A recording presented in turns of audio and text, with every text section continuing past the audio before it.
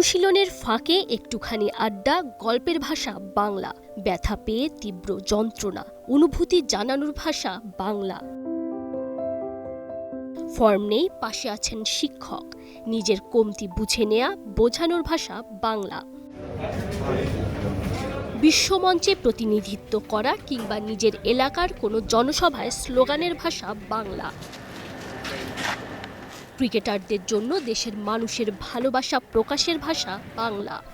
বাংলায় আমার জীবনানন্দ, বাংলা প্রাণের সুর। নিজের মাতৃভাষায় কথা বলার চেয়ে আর কিসে আছে এত সুখ? 21শে ফেব্রুয়ারি মহান শহীদ দিবস এবং আন্তর্জাতিক মাতৃভাষা দিবস। কেবল বাংলা নয়, গোটা পৃথিবীতেই আজ মাতৃভাষা দিবস। তবে যে দেশে ভাষার জন্য লড়াই করেছেন হাজারো মানুষ, আন্দোলনের ৭৪ বছর পেরিয়ে গেলেও সে দেশের ভাষার কদর, ভাষা শহীদদের প্রতি সম্মান আছে অক্ষুণ্ণ। এটাই তো স্বাভাবিক।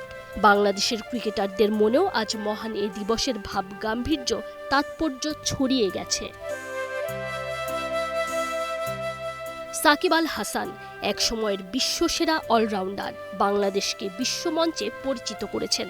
সাকিব অনেকের কাছেই হিরো, আর সাকিবের চোখে ভাষার শহীদেরা। তাদের প্রতি তাই সাবেক টাইগার কাপ্তানের বিনম্র শ্রদ্ধা। সাকিবের মাতৃভাষা তো তামিম ইকবালেরও নিজের ভাষা, মুখের ভাষা।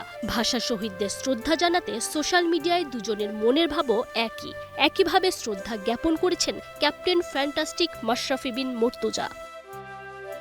দেশের জার্সি গায়ে মাঠে নামলে যাদের ত্যাগ টাইগারদের শক্তি দেয়, তাদের প্রতি ওয়ানডে কাপ্তান মেহেদী হাসান মিরাজ লিখেছেন ৫৯ শব্দের বাংলা অনুভূতির এক বন্দনা। মহান সৃষ্টিকর্তার কাছে ভাষা শহীদদের জন্য করেছেন দোয়া। একটা জাতির আত্মপরিচয় তার ভাষার মাঝে, আর বাংলা ভাষা আমাদের গর্বের প্রতীক। নিজে মনে প্রাণে এ কথাটাই বিশ্বাস করেন তাওহিদ হৃদয়। আমার ভাইয়ের রক্তে রাঙানো ২১শে ফেব্রুয়ারি আমি কি ভুলিতে পারি?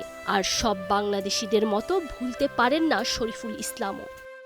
ছেলেহারা শত মায়ের অশ্রু গড়ায় ফেব্রুয়ারি। আমি কি ভুলিতে পারি?